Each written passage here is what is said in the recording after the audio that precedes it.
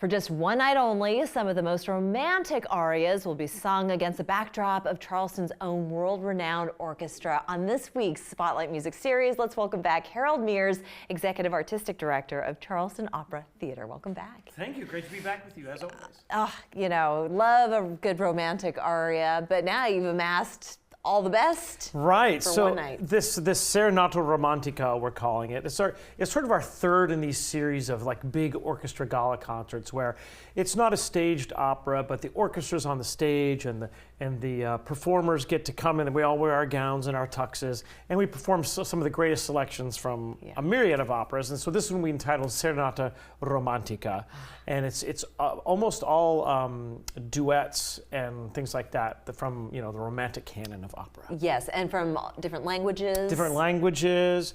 Can you give us a couple of samples of what the arias are? We're going to hear some music from Puccini's La Rondine. Right. We're going to hear some music from Verdi's Rigoletto and La Traviata. We're going to hear from Puccini's Il Tabarro, from Gounod's Romeo et Juliet.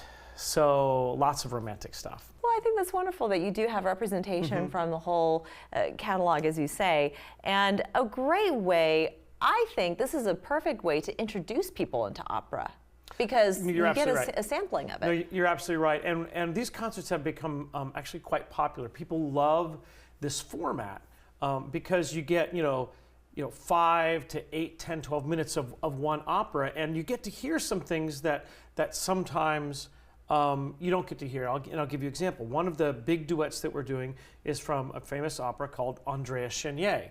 And one of our dear patrons who passed away last year was one of our first patrons, a dear friend. And so we're dedicating this concert to him, Dr. Michael Kogan.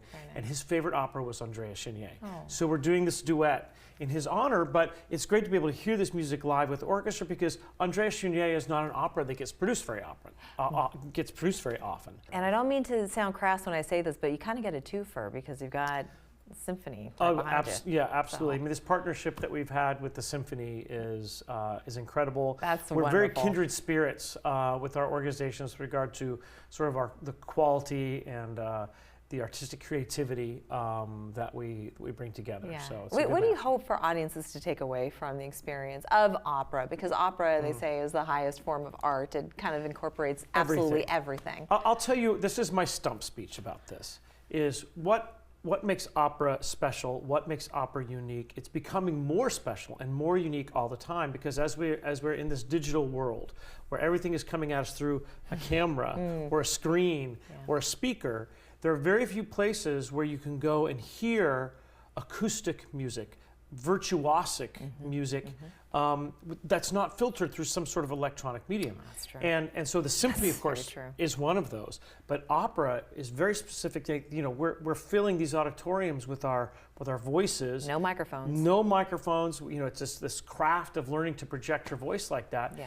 And that's it's really important we keep that art form alive because it is such a true expression of human emotion. It's visceral. And don't even get me started about AI. Oh goodness. Okay, that's a discussion for another time. But it's really important that people come and experience opera live because when you sit in the theater and you can feel the orchestra and you hear the voices enter the hall and surround you. It's a very different experience than it is watching on a television. No offense. No. Well, don't begrudge the TV. I wouldn't do that. But it is the most organic way that you can possibly experience 100%. it. Yeah. With just a couple of seconds left, you do have your announcement for the new season coming up. We do. Just a couple of quick highlights. Big announcement. Yeah, we have. We're expanding to 2 fully staged opera productions next year instead of 1 with a concert. We're doing 2 in November. We're doing 3 performances of Bizet's beloved Carmen. Yes.